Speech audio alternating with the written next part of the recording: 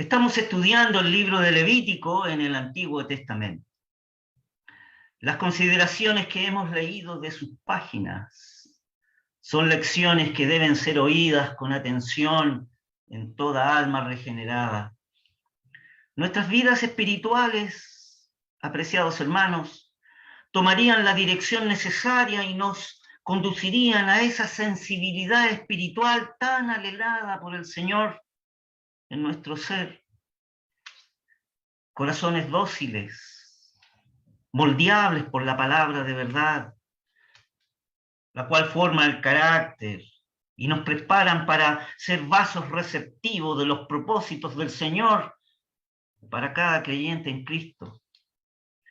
Esto podríamos llamarlo, ¿verdad?, crecer en el Señor, crecer espiritualmente, cumpliendo así aquel mandamiento imperativo que reza su palabra cuando dice: más crecer en la gracia y el conocimiento de nuestro Señor y Salvador Jesucristo. Este efecto de crecer será tener un discernimiento espiritual tan necesario para habitar en los atrios de Dios, como el saber conducirse en medio de su pueblo amado. De lo contrario, sería vivir en ignominia, como fue la vida de Lot, encerrado en una cueva. Recordaremos que en nuestro primer estudio acerca del capítulo 17, en su primer punto aprendimos en que hay un lugar donde Dios se encuentra con el hombre pecador. Si el hombre pecador no conoce naturalmente su pecaminosidad, mucho menos tiene la capacidad innata por la cual puede conocer el remedio divino, el cual no solo es revelado al hombre en su palabra, sino que le ha demostrado su eficacia en esa obra de Cristo en la cruz. Y es en la cruz y solo allí donde el hombre conocerá su real estado, y es allí donde su conciencia será despertada a esa realidad que le espera, y es allí donde también le demostrará además en qué condición se encuentra delante de Dios. La verdad que deberíamos admirarnos acerca de la inspiración de la divina palabra, al enseñarnos que solo los sacrificios debían ser llevados a cabo en la puerta del tabernáculo del testimonio, único lugar del encuentro de Dios con el pecador. Allí en aquel altar de bronce era el único lugar donde los pecados eran hechos cenizas. La verdad, apreciados hermanos, es que esta es una advertencia solemne entonces para nosotros. Si las sombras de las figuras son tan exactas y la instrucción divina tan detallada como muy específica, entonces es la expresión de la realidad, la cual ya no es una figura ni una sombra, sino la sustancia misma de las cosas. Podemos concluir que es en el Evangelio el medio de expresión que lleva al lugar indicado, al encuentro del hombre pecador con Dios. Y es en la cruz del Calvario, es el lugar donde se expían los pecados del hombre, lugar donde los pecados son hechos cenizas por todo aquel que cree. No hay otra expresión más que el oír la palabra de verdad, el evangelio de vuestra salvación. Con cuánto temor entonces y visión deberíamos dar un lugar específico en las reuniones de la iglesia, un lugar específico, una reunión especial para ese efecto, para la predicación del evangelio. Puesto que en el orden divino, en el orden antiguo, Dios había perdonado los pecados a base de los sacrificios que apuntaban a uno de mejor eficacia en el futuro. Cuando este sacrificio de mayor eficacia fue llevado a cabo, no solo quitó el justo juicio de los pecados que Dios había perdonado antes, sino que además demostró que Dios había sido justo al diferir sus juicios sobre tales pecados. Y este es el testimonio de la porción leída allí en Romanos 3:25, texto que consideramos en nuestro estudio cuando al referirse a la muerte de Cristo se afirma a quien Dios puso como propiciación, es decir, como ofrenda, por medio de la fe en su sangre, para manifestar justicia a causa de haber pasado por alto en su paciencia los pecados pasados. Aquí el modo divino de actuar, pasando por alto los pecados pasados, estaba en la paciencia de Dios. Mientras que ahora el modo de actuar, de confrontar el pecado, es una transacción ya efectuada, pues ha tenido como resultado la absolución del pecado y el otorgamiento de su justificación sobre una base justa, que Dios es declarado ser justo al justificar así al pecador que se limita a creer en Jesús, no siendo provista base alguna en el orden antiguo para la completa absolución del pecador. La transacción aludida, entonces, viene a ser el nuevo pacto que Cristo hizo en su sangre, siendo este el segundo punto de mayor importancia de nuestro estudio anterior. Y este segundo punto es de aspecto de importancia, donde el mensaje inspirado divinamente expresa: yo os he dado la sangre para expiar vuestras personas. Observamos entonces que esta expiación está en la sangre y solo en la sangre. La sangre es el resultado divinamente determinado y es el que demanda la santidad de Dios que ha sido ultrajada. Este mismo rescate de sangre estaba prefigurado en los sacrificios del Antiguo Testamento, en la forma como ahora está disponible por medio de la muerte de Cristo. Así que el beneficio de la redención se ha ofrecido al hombre considerando la naturaleza santa de Dios, su carácter inflexible, que no se compromete, y su justo gobierno. No es difícil entonces aceptar el decreto solemne que nos expresa en su palabra: el alma que pecare, esa morirá, como dice en Ezequiel capítulo 15. Y del mismo modo, allí en Romanos 6 dice: y la paga del pecado es muerte. Pero luego expresa: y casi todo es purificado según la ley con sangre, y sin derramamiento de sangre no se hace remisión, como lo establece la epístola a los Hebreos en su capítulo 9.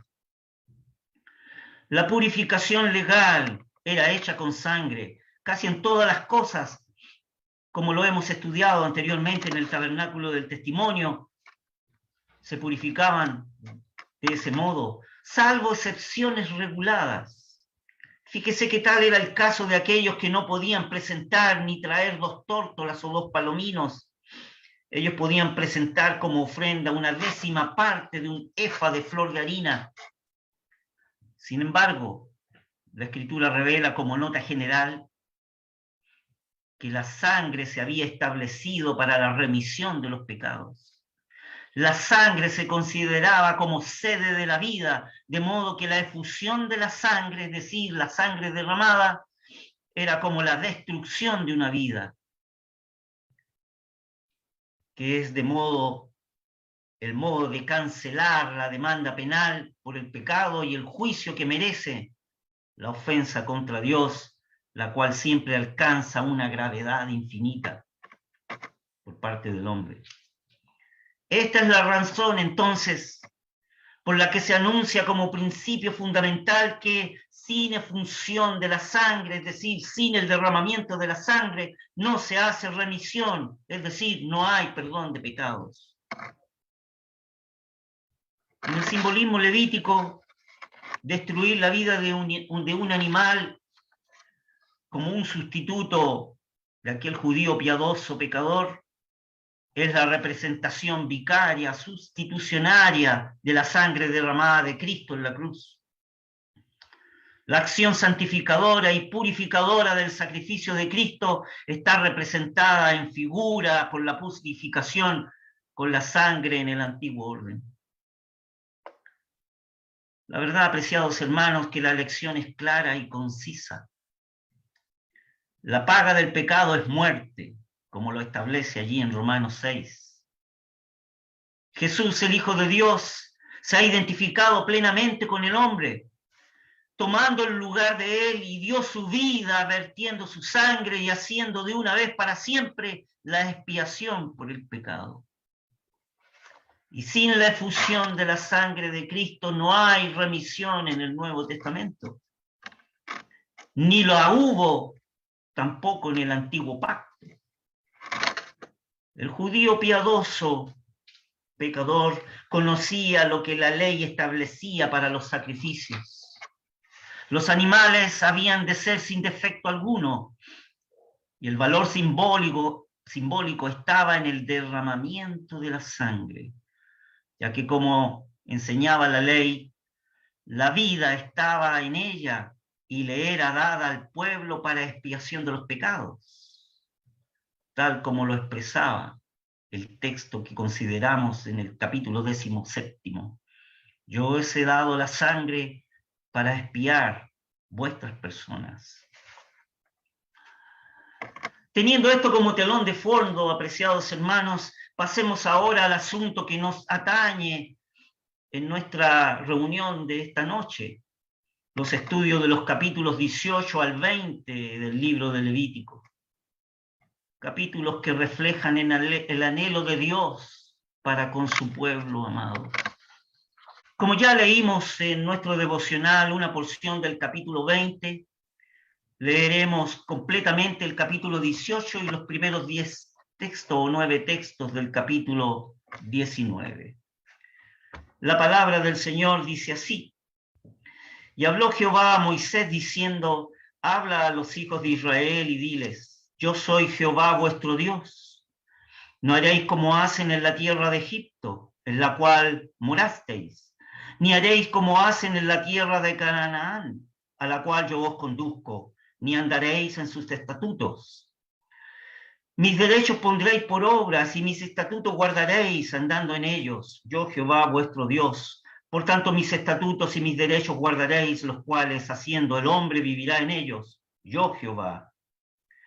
Ningún varón se allegue a ninguna cercana de su carne para descubrir su desnudez. Yo, Jehová. La desnudez de tu padre o la desnudez de tu madre no descubrirás. Tu madre es, no descubrirás su desnudez. La desnudez de la mujer de tu padre no descubrirás, es la desnudez de tu padre. La desnudez de tu hermana, hija de tu padre o hija de tu madre, nacida en casa o nacida afuera, su desnudez no descubrirás. La desnudez de la hija de tu hijo o de la hija de tu hija, su desnudez no descubrirás, porque es la desnudez tuya. La desnudez de la hija de la mujer de tu padre engendrada de tu padre, tu hermana es, su desnudez no descubrirás. La desnudez de la hermana de tu padre no descubrirás, es pariente de tu padre. La desnudez de la hermana de tu madre no descubrirás, porque parienta de tu madre es. La desnudez del hermano de tu padre no descubrirás. No llegarás a su mujer, es mujer del hermano de tu padre. La desnudez de tu nuera no descubrirás, mujeres de tu hijo, no descubrirás su desnudez. La desnudez de la mujer de tu hermano no descubrirás, es la de mujer de tu hermano. La desnudez de la mujer de su hija no descubrirás, no tomarás la hija de su hijo ni la hija de su hija. Para descubrir su desnudez son parientas, es maldad. No tomarás mujer juntamente con tu hermana para hacerla su rival, descubriendo su desnudez delante de ella en su vida. Y no llegarás a la mujer en el apartamiento de su inmundicia para descubrir su desnudez. Además, no tendrás acto carnal con la mujer de tu prójimo, contaminándote en ella. Y no des de tu simiente para hacerla pasar por el fuego a Moloc. No contamines el nombre de tu Dios, yo Jehová. No te echarás con varón como con mujer, es abominación. ni con ningún animal tendrás ayuntamiento amancillándote con él, ni mujer alguna se podrán delante del animal para ayuntarse con él, es confusión. En ninguna de estas cosas os amancillaréis, porque en todas estas cosas se han ensuciado las gentes que yo he hecho delante de vosotros.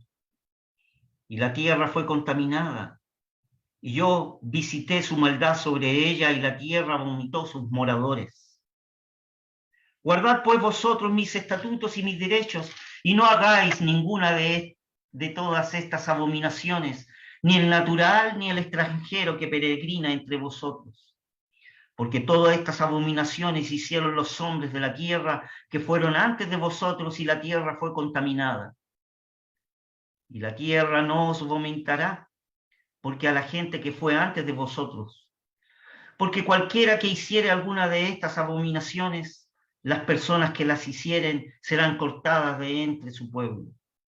Guardad pues mi ordenanza, no haciendo de las prácticas abominables que tuvieron lugar antes de vosotros, y no os ensuciéis en ellas. Yo, Jehová, vuestro Dios. También leeremos el capítulo 19, sus primeros 9 textos. La palabra del Señor dice así, o sus primeros 10 textos. Y habló Jehová a Moisés diciendo, habla a toda la congregación de los hijos de Israel y diles, santos seréis, porque santo soy yo, Jehová vuestro Dios. Cada uno temerá a su madre y a su padre, y mis sábados guardaréis, yo Jehová vuestro Dios. No os volveréis a los ídolos, ni haréis para vosotros dioses de fundición, yo Jehová vuestro Dios. Y cuando sacrificaréis sacrificio de paces a Jehová, de vuestra voluntad lo sacrificaréis. Será comido el día que lo sacrificaréis, y el siguiente día, y lo que quedare para el tercer día será quemado en el fuego. Y si se comiere el día tercero será abominación, no será acepto. Y el que lo comiere llevará su delito, por cuanto profanó lo santo de Jehová, y la tal persona será cortada de sus pueblos. Cuando segaréis las mies de vuestra tierra, no acabarás de segar el rincón de tu haza, ni espigarás tu tierra segada. Y no rebuscarás tu viña, ni recogerás los granos caídos de tu viña. Para el pobre y para el extranjero lo dejarás. Yo, Jehová, vuestro Dios. Que el Señor bendiga su palabra. En esta porción del libro de Levítico nos enseña, apreciados hermanos, muy claramente lo que Dios exigía en cuanto a la santidad y a la pureza moral para aquellos que había puesto en relación consigo mismo. Al mismo tiempo, estos capítulos nos ofrecen un cuadro a lo que puede llegar la degradación y lo que es capaz la naturaleza humana. Leíamos en los primeros 2 textos del capítulo 18, y habló Jehová a Moisés diciendo, habla a los hijos de Israel y diles, yo soy Jehová vuestro Dios. Aquí tenemos la base de todo el edificio, apreciados hermanos. En estas palabras, yo soy Jehová vuestro Dios. Aquí tenemos la base de todo el edificio, la conducta moral que nos presentan estos capítulos. Las obras del pueblo debían reglamentarse según el principio que Jehová era su Dios. Eran llamados a que su conducta debía ser de una manera digna, de una posición tan alta y tan santa, que Dios tenía el derecho a prescribir el carácter especial y la norma de conducta que convenía a su pueblo amado, el cual se había asignado a asociar su nombre. De allí que encontramos en las lecturas que hemos considerado porciones de frases que dicen, yo soy Jehová vuestro Dios, yo soy santo, yo soy vuestro Dios. Jehová. Jehová era su Dios y era el santo. Por consiguiente, ellos también estaban llamados a ser santos. Su nombre estaba asociado a su carácter y a sus costumbres. Y este es, apreciados hermanos, el principio verdadero de la santidad para todos los hijos de Dios, en todos los tiempos. Debemos regirnos y caracterizarnos por la revelación que Él ha hecho de sí mismo. Su conducta debe depender de lo que Dios es. Mi conducta debe depender de lo que Dios es. Y no por lo que nosotros somos en sí mismos. Este principio, fíjese que anula totalmente la expresión apártate porque yo soy más santo que tú. Se trata entonces de una conducta que Dios espera de los que pertenecen a Él. Leíamos en el texto 2 del capítulo 18, habla a los hijos de Israel y diles, yo soy Jehová vuestro Dios. Los egipcios y los cananeos estaban sumergidos en el mal. Y con respecto a los cananeos, fíjese que aún no había llegado el colmo de su maldad, tal como lo expresa allí Génesis capítulo 15. Y la palabra de Jehová era la regla por la cual debían resolver definitivamente las cuestiones de bien y de mal, a juicio de todo miembro del Israel de Dios. El egipcio y el cananeo podían tener sus propias prácticas y sus propias opiniones. Pero el pueblo de Israel debía tener las prácticas y las opiniones prescritas en la palabra de Dios. Es así entonces que el texto 4 del capítulo 18 podemos leer, mis derechos pondréis por obra y mis estatutos guardaréis andando en ellos. Y viene la firma, el timbre de arriba, por así decirlo, yo Jehová, vuestro Dios.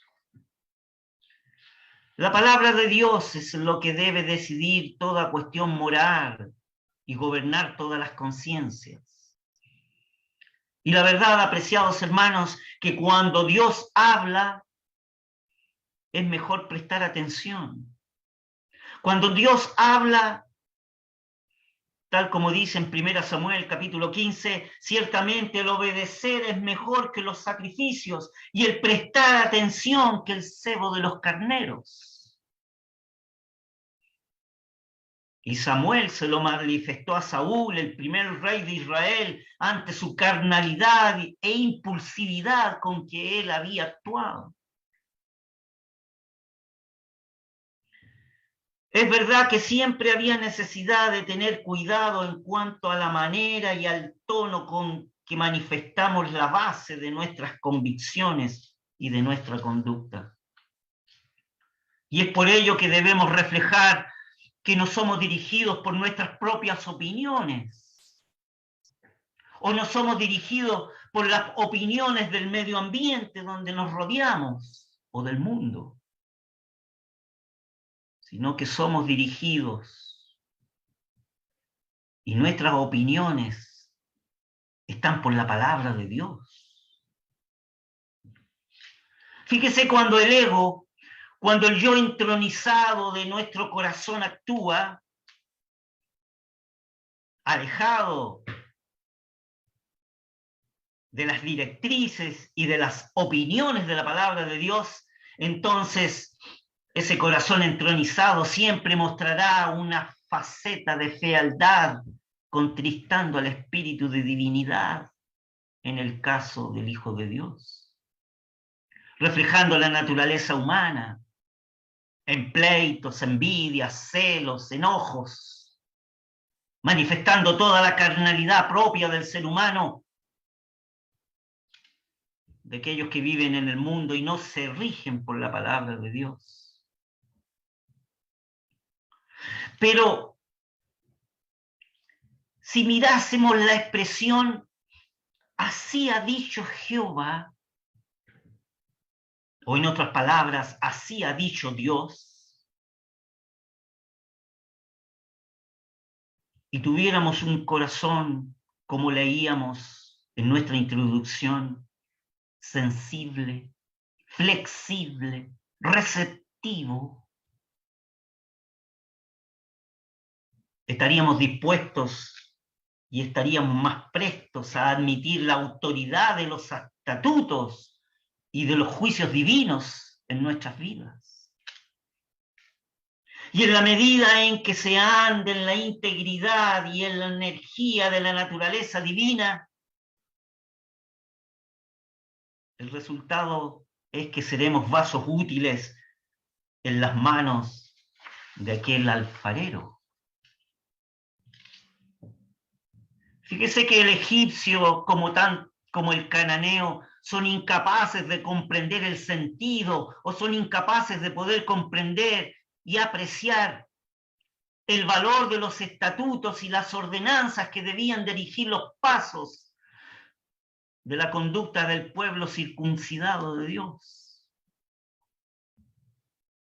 No podían comprender ellos, como el mundo no puede comprender nuestra conducta. Jehová Dios había establecido con el pueblo de Israel relaciones especiales. Y estas relaciones especiales tenían privilegios como también tienen responsabilidades. ¿Por qué? Porque la Escritura dice, yo soy Jehová, vuestro Dios. Esta debe ser entonces, apreciados hermanos, la base de la conducta en que debemos andar, de una manera digna de aquel que había llegado a ser el Dios de Israel. Y en la conducta en que deberíamos andar de la manera digna de aquel que ha llegado a ser nuestro Dios por medio de la obra preciosa del Señor Jesús y que nos ha hecho su pueblo, así como ha hecho su pueblo amado a Israel. He aquí, apreciados hermanos, la gran lección para nosotros en el día de hoy. Y es la misma base de conducta y es el mismo reflejo de antaño. Debemos andar de forma digna de aquel que ha llegado a ser nuestro Dios y que nos ha hecho parte de su pueblo amado. La verdad que este hecho es de tan grande importancia y consideración, pues Jehová Dios ponía ante el pueblo una base de conducta que era inquebrantable y una regla de moralidad que era tan elevada y duradera como el mismo trono eterno. Desde el momento en que entraba Dios en relaciones con su pueblo, era preciso que la ética y las costumbres de este pueblo revistieran ese carácter digno que tenía Él, revistieran ese carácter digno que tiene Dios. Que este pueblo fuera el reflejo de lo que Dios es, y Dios es santo. Tal es el gran principio que encontramos en el capítulo que nos ocupa en esta noche. Principio de una importancia inefable para los verdaderos hijos de Dios. Principio desde el punto de vista práctico, que si bien la verdad que es inútil entrar, apreciados hermanos, en una exposición detallada de todos los estatutos, de todas las circunstancias que acabamos de leer en estos capítulos, los cuales se explican por sí mismos en términos más claros. Pero considerando estos 3 capítulos de Levítico, el cual hablan a lo que puede llegar la degradación humana, notaremos que estos estatutos se dividen en 2 clases distintas. Primero, los estatutos que nos muestran ¿Hasta qué vergonzosas enormidades puede llegar el corazón humano? Y en segundo lugar, los estatutos, los cuales ponen en manifiesto la explícita ternura y los cuidados preventivos de este Dios de amor. Analicemos entonces brevemente en cuanto a los primeros estatutos, aquellos que muestran hasta qué enormidades vergonzosas puede llegar el corazón humano. Es evidente que el Espíritu de Dios nunca hubiera dado leyes con el objeto de prevenir delitos que no existieran. La verdad que no se construye un dique allí donde no hay inundación que temer o combatir, ¿verdad? El espíritu de divinidad no se ocupa de ideas abstractas, apesados hermanos, sino se ocupa de positivas necesidades que tiene el ser humano. Es así la palabra del Señor. Profunda, práctica, reveladora. El hombre, en efecto, es capaz de cometer cada uno de los vergonzosos crímenes mencionados en esta fiel porción del libro de Levítico. Y es muy conveniente al hombre porque tiene en su naturaleza el germen de todos estos pecados descritos aquí. Además, estas porciones son una declaración de que el hombre está en una completa ruina, espiritualmente hablando. Desde la mollera de la cabeza hasta la planta de los pies. No hay ni una pequeña parte moral o moralmente sana en él.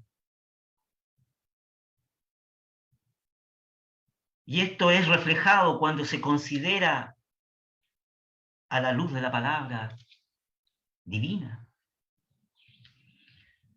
Cuando el hombre se considera a la luz de la palabra divina, se refleja de que no hay ni una pequeña parte moral en él. Ninguna parte pequeña moralmente sana en él.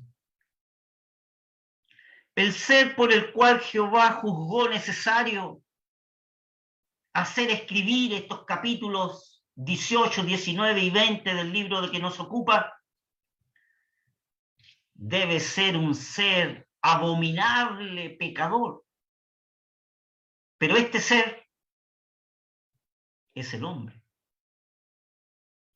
Y es evidente lo que la Escritura entonces nos revela.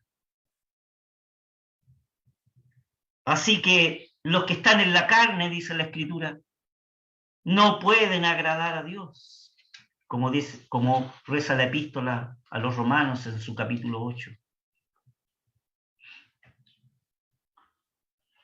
Pero ante este fondo negro y oscuro y tenebroso, hay una luz, la cual podemos decir gracias a Dios, que el remedio está aún vigente, y está vigente en la obra de Cristo en esa cruz de ignominia, para que todo aquel que en él crea no se pierda en las tinieblas de la oscuridad, de las vergonzosas actividades humanas en su naturaleza carnal y caída. Dios viene a transformar la vida de aquellos que puedan mirar la luz en Cristo y creer. Mire lo que dice Romanos 8 en su texto 1. Ahora pues ninguna condenación hay para los que están en Cristo Jesús. Y los que están en Cristo Jesús tienen una característica, y el texto reza así: los que no andan conforme a la carne, mas conforme al Espíritu. Desde que Fue introducido el hombre a una nueva creación. Desde que el hombre es introducido en una nueva condición, fue separado completamente de su posición, de esa vieja creación. Y la libertad cristiana, en todos los sentidos, en esta bella creación, donde se puede pisar los senderos más elevados de una santidad personal, sobre las cuales los rayos de la faz divina vierten brillantes resplandores para gustar las dulzuras celestes de una vida de verdadera santidad y de elevación moral.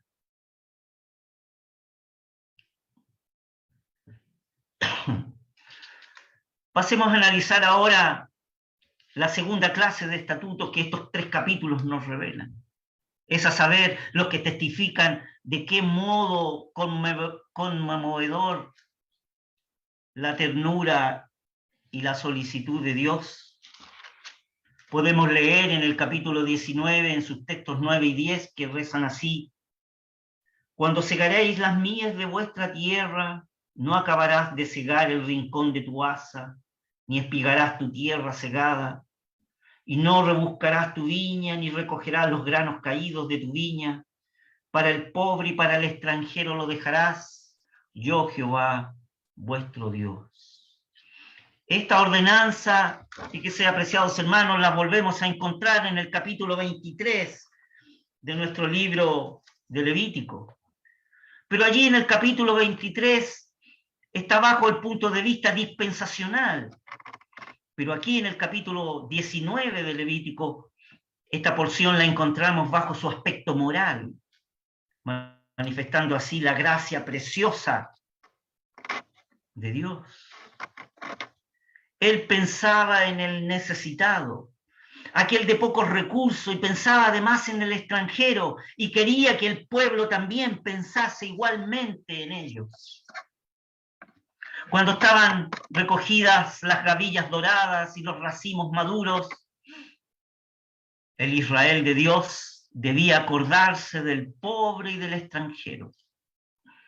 El segador y el vendimiador no debían dejarse dominar por un espíritu de avaricia, despojando los rincones del campo y los sarmientos de la viña, sino que con un espíritu de largueza y sincera beneficencia dejaría una gavilla y racimo para el pobre y el extranjero, a fin que ellos también pudiesen regocijarse en la bondad de Dios sin límites, cuya mano abierta todos pueden mirar con confianza.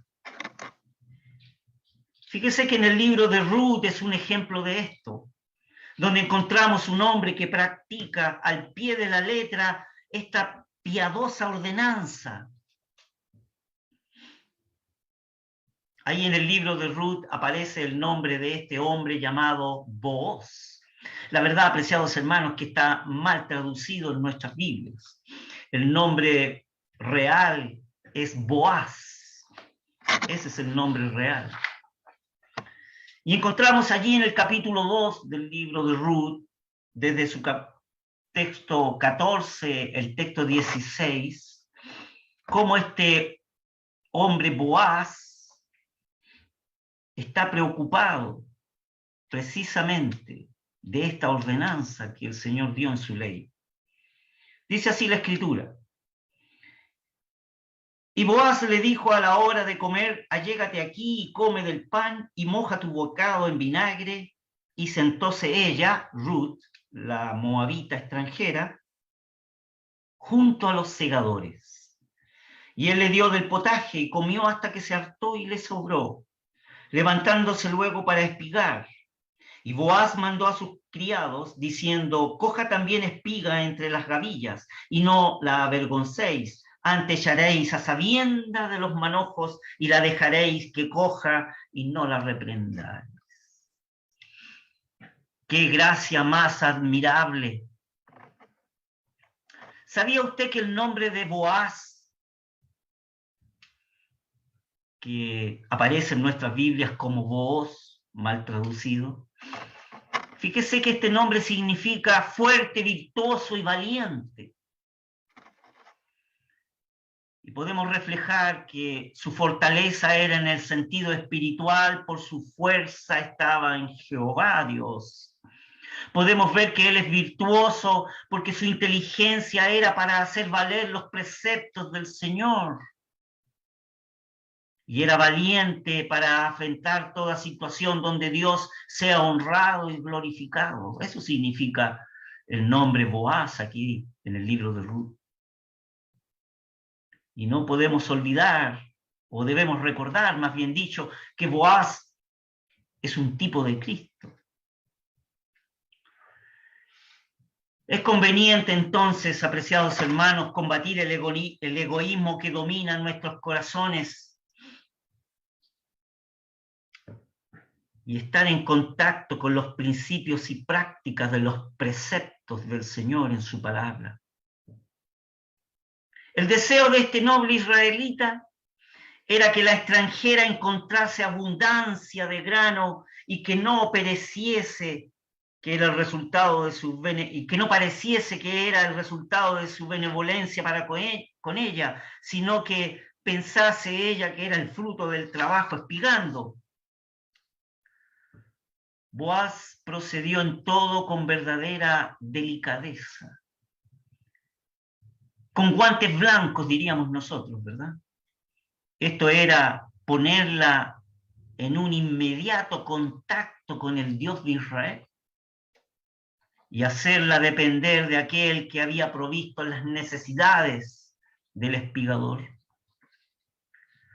Boaz así cumplía esta ley de misericordia de la que Ruth recogía las ventajas por la gracia y por la fe. Que estas verdades, apreciados hermanos, en esta porción del libro que estamos considerando, verdades tan preciosas, que puedan conmover nuestros corazones e influyan en nuestra conducta, en nuestro carácter y en nuestras vidas personales. La verdad, apreciados hermanos, es que vivimos en un mundo sin corazón, o más bien dicho, en un mundo cuyos corazones son de piedra. Y nosotros, los hijos de Dios, el día que plugó a Dios revelar a su Hijo en nosotros, la Escritura revela que cambió esos corazones de piedras por corazones de carne. Y muchas veces estamos inclinados a descuidar estas preciosas verdades de la palabra del Señor. Y muchas veces nos deslizamos con nuestro ego entronizado, olvidando de que somos meros participantes de la naturaleza divina. Oh, apreciados hermanos, hemos considerado mayormente la profundidad de lo que puede escanear y escarbar el corazón humano en sus atrocidades vergonzosas. Pero también hemos podido apreciar la ternura y la consideración de un Dios de gracia que desea que la conducta y el andar de su pueblo sea el reflejo de lo que Él es. Y la Escritura dice, sed santos, porque yo soy santo.